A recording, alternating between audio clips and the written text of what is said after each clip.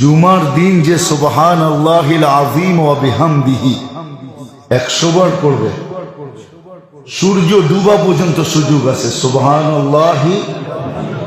সুবহানাল্লাহিল আযীম ওয়া বিহামদিহি,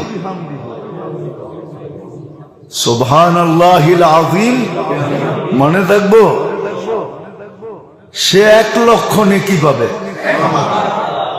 তার মা বাবা 12,000 করে পাবে।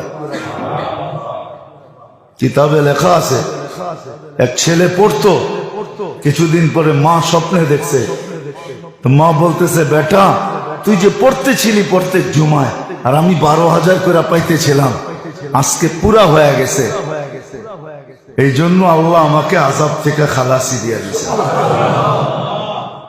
আমাদের পড়া উচিত সুবহানাল্লাহিল আযীম।